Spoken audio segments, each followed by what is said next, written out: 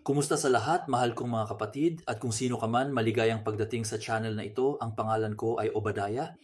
Ipinaaalaala ko sa iyo na ako ay isang saksi ni Jehova, labis na ipinagmamalaki na ito, at syempre lubos na kumbinsido na ang organisasyong ito ay tunay na sa tunay na Diyos na si Jehova. Kung gusto mong malaman ang aking mga argumento sa paksang ito, tinutukoy kita sa mga video 3, 4 at 5 ng aking channel. Noong nakaraang linggo, sinuri namin ang mental manipulation na isinagawa ng lupong tagapamahala sa mga kapatid sa News Update number 7 ng 2021 sa panahon ng krisis ng 2020, ang sikat na krisis.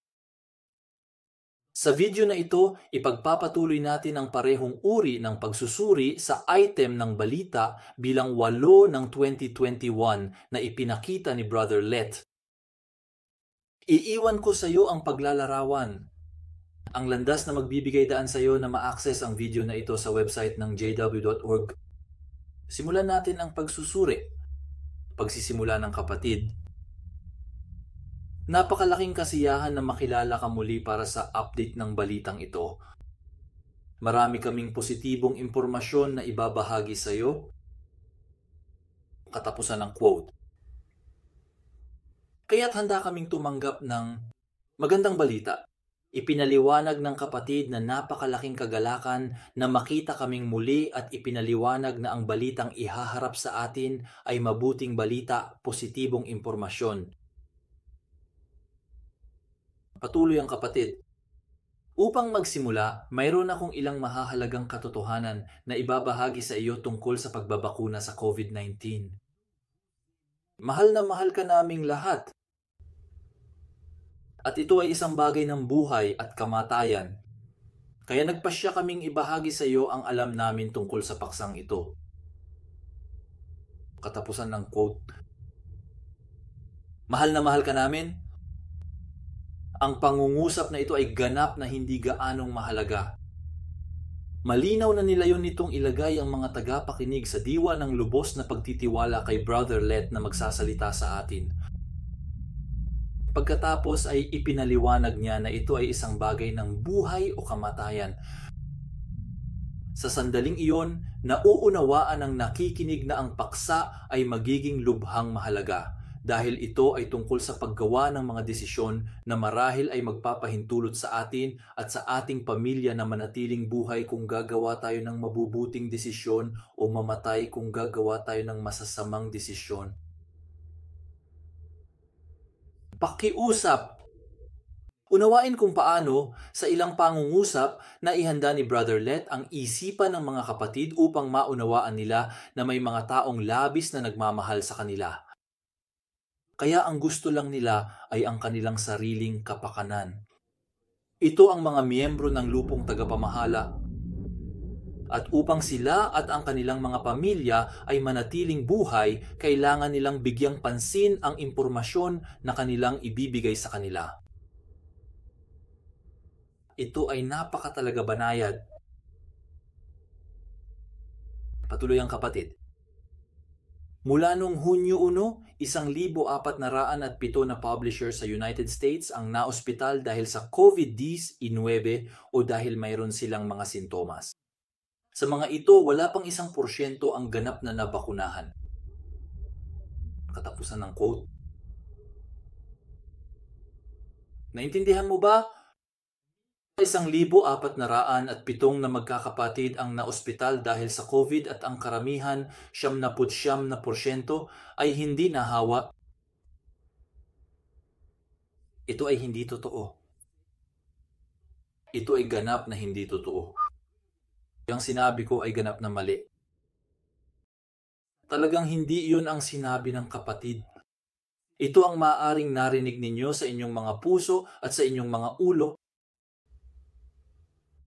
Uulitin ko sa iyo ang pangungusap at makikita mo na wala itong kinalaman sa maaaring naunawaan mo. Ang sabi sa amin ng kapatid, inuulit ko ang unang bahagi ng kanyang pangungusap. Mula noong Hunyo 1, 1,407 na publisher sa United States ang naospital dahil sa COVID-19. o dahil mayroon silang mga sintomas. Katapusan ng quote. Kaya ayon sa sinabi ng kapatid, ang ilan sa kanyang 1,407 na kapatid ay naospital dahil nagpositibo sila sa COVID at ang iba naman ay may mga sintomas lang na katulad ng mga sintomas ng COVID na lubhang nakababahala. Kuya Let, ano po ba ang mga tipikal at karaniwang sintomas ng COVID-19? Well, narito ang mga sintomas. Ayon sa Google, lagnat, ubo, pagkapagod, namamagang lalamunan, runny nose, sakit ng ulo, pananakit ng kalamnan, gastrointestinal disturbances, pagkawala ng amoy, panlasa, pagkawala ng pandinig, conjunctivitis, pananakit ng tainga, ATBP. Actually, more or less lahat. Nangangati ba ang dulo ng daliri mo? Baka si COVID. Kaya malinaw naman ang ating mga kapatid na dumating sa ospital na may isa sa mga sintomas na ito, halimbawa ang aking leeg at nanatili doon para sa pagmamasid sa loob ng ilang oras o 1 o 2 araw ay bahagi ng 1,407 na kapatid na ito na mapaninlang mong ipinakikita bilang na ospital na may COVID. Kuya Let, parang hindi masyadong honest yun sa akin.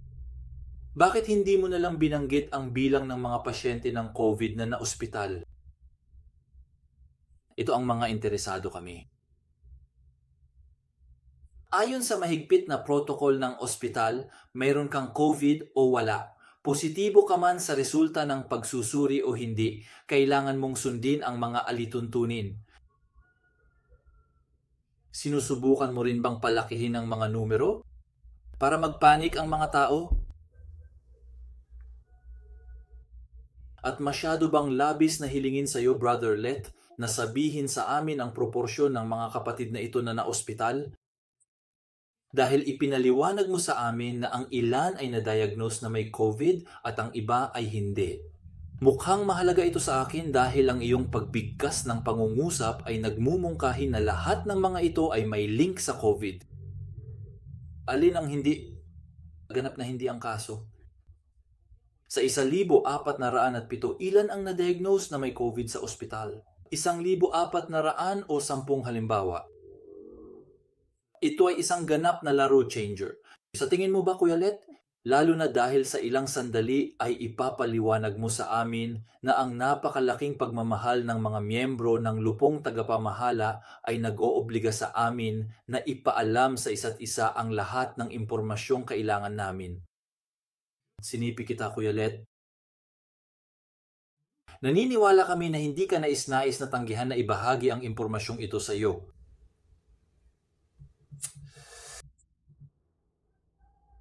Kaya't nariyan na mahal na mga kapatid, nauunawaan ninyo ang hindi katapatan ng lupong tagapamahala. 1,407 magkakapatid ang naospital, ngunit ideya lang ng bilang ng magkakapatid na naospital dahil sa COVID. Ito ay mula 1 hanggang 1,406. Kayo na ang pumili o mag-imagine. Sa katunayan, ang impormasyong ito ay hindi gaanong kapakipakinabang sa amin. Ang aking aso ay tumatahol, ayaw kong i-record muli ang video. Huwag kang gumalaw. Torio, please tumigil ka na ngayon. Buti naman. Nasaan ako? Masunurin siya, ang swerte ko. Nasaan ako? Malhutlete, sentral na kolehiyo. Bueno, sa katunayan, ang impormasyong ito, ang sinasabi ko, ay hindi gaanong kapaki-pakinabang sa amin dahil sadyang itinatago ito ni Brother Let sa amin. Mahalagang impormasyon. Ngunit ang pinakamasama sa lahat, ang 1,407 na mga kapatid na naospital ay talagang, at hintayin ito, marahil lahat ay nabakunahan. Kaya tatanungin mo ako kung paano ko malalaman iyon. Well, iyon mismo ang sinasabi sa atin ni Brother Let. Inuulit ko ang kanyang pangungusap sa iyo. Sa kanila, sa makatuwid sa 1,407 na pinaghalo sa pagitan ng COVID at non-COVID, wala pang 1% ang ganap na nabakunahan. Katapusan ng quote. Hindi sinasabi sa amin ni Brother Let na 99% ng mga kapatid ay hindi nabakunahan, ngunit hindi sila ganap na nabakunahan. Sa katunayan, wala silang buong schedule ng pagbabakuna, ngunit maaaring marami sa kanila o marahil lahat sila ay na-inject ng 1 beses, 2 beses. Hindi namin alam dahil hindi rin nakita ni Brother Let na ibigay sa amin ang mahalagang impormasyong ito.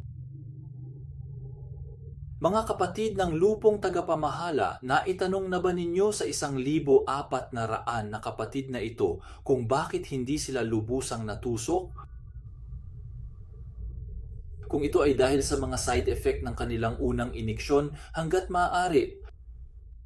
Umaasa ako para sa iyong kapakanan na hindi mo sana naging napakalaswa upang itago ang mahalagang impormasyon mula sa amin. Patuloy ang kapatid. Nakalulungkot sa parehong yugto ng panahon sa United States, 486 na magkakapatid ang namatay dahil sa COVID. Sa kanila, wala pang 2% ang ganap na nabakunahan. At ayon sa aming impormasyon, ang mga nabakunahan at ang namatay ay may iba pang malubhang problema sa kalusugan. Katapusan ng quote. Kaya 486 na magkakapatid ang namatay at kabilang sa kanila ay 1% lamang ang nabakunahan. Well, mali yun. Muli nahulog tayo sa bitag. Muli talagang sinasabi sa atin ni Brother Let na 99% ng 486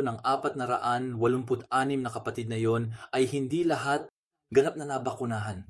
Ibig sabihin, maaaring lahat sila ay nabakunahan ngunit hindi napapanahon sa kanilang ikatlong dosis. Halimbawa, dapat ding tandaan na ang isang makabuluhang bilang ng mga tao ay namatay sa loob ng 2 linggo ng pikose mula sa masamang epekto. At sa loob ng 2 linggong iyon sa buong mundo, ang mga taong nabakunahan ay itinuring na hindi nabakunahan na nangangahulugan na sa ganap na mga termino, ang 486 na namatay na magkakapatid na iyon ay maaaring sa katunayan ay ganap ng nabakunahan. So the reality is that of those 486 deceased siblings, we have no idea how many of them were pecked. Kaya binibigyan tayo ni Brother Let ng napaka hindi kumpleto at talagang napaka nakapanlilin lang na impormasyon. Unawain ang subtlety. Hindi naman talaga nagsisinungaling si Brother Let sa amin, pero inihahatid niya ang impormasyon sa maling paraan.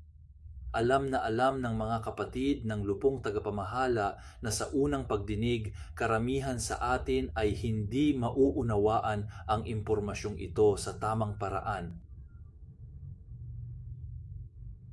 Kahit na maging tapat si Kuya Let, hindi ba't mas malala pa? Bakit ko sinasabi ito? Well, dahil hindi lang kami hinihikayat ni Brother Let na magpabakuna, kundi magpabakuna ng buo. Ipinapaliwanag niya sa iyo na kung gusto mo at ng iyong pamilya na mabuhay, kailangan mong gawin ito, sinasabi niya sa amin, ng buo. 2, 3, 4 kung kinakailangan.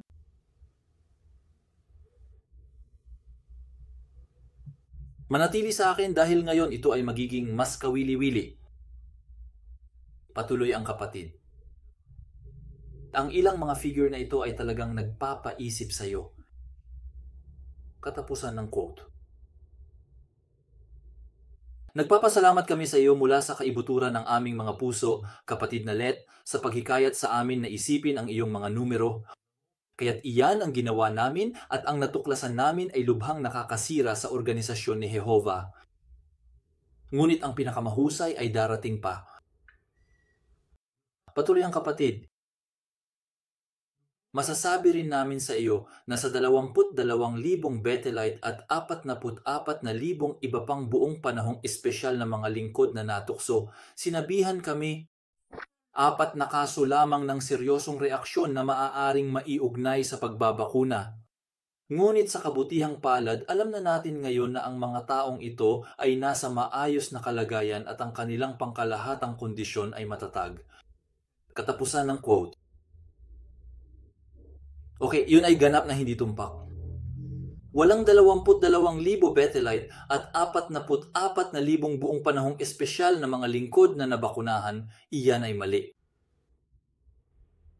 22,000 Bethelite, hindi isa pa. 44,000 buong panahong espesyal na mga lingkod, hindi isa pa. Bakit hindi nila ibigay ang totoong mga numero dahil meron sila? May sasagot ni round the numbers, normal lang yan.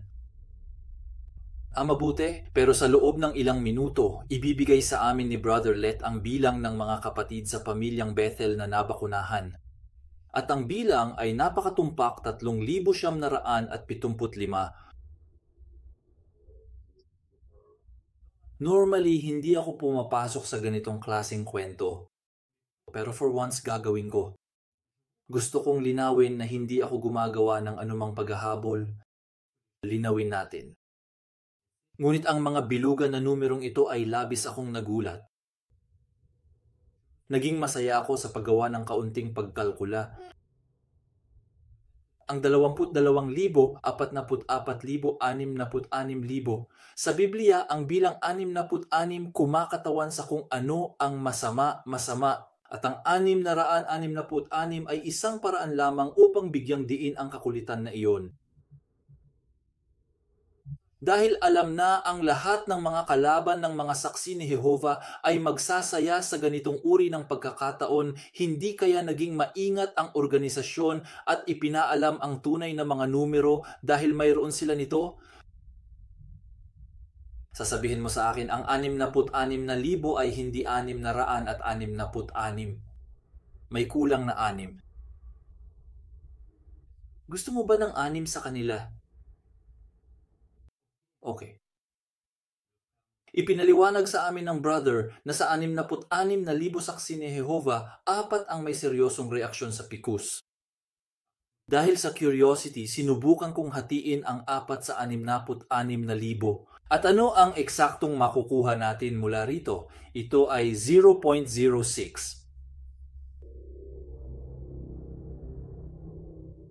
Anong gusto mong sabihin ko sa'yo? Ano ang posibilidad ng pagpili ng dalawang numero ng random at makuha ang resulta na ito sa isang operasyon? Hindi ko alam kung anong sasabihin ko. Patuloy ang kapatid. Ibinibigay namin sa iyo ang lahat ng impormasyong ito upang mapag-isipan mo ito. Kapag nagpasya ka tungkol sa iniksyon, sa tingin namin ay hindi ka nais-nais na tanggihan na ibahagi ang impormasyong ito sa iyo. Gaya ng sinasabi ng Kawikaan Kabanata 3, versikulo 27, huwag mong ipagkait ang mabuti sa mga nangangailangan. Katapusan ng quote. Kaya ipinaliwanag sa amin ng kapatid na ang lahat ng impormasyong ito, itong malakas na insentibo upang bigyan kami ng 3 o 4 na dosis at para sa aming sariling kapakanan. Patuloy ang kapatid. Alam namin na maaaring mahirap gumawa ng matalinong desisyon kapag iba't ibang opinyon at magkasalungat na ulat ang ibinigay sa amin ng mundo. Kaya maaaring mahirap malaman kung sino ang paniniwalaan.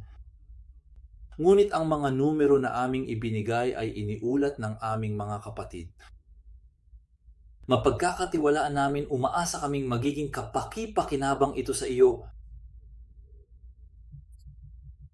Pansinin na ipinaliliwanag sa atin ng kapatid na maaaring mahirap gumawa ng matalinong desisyon.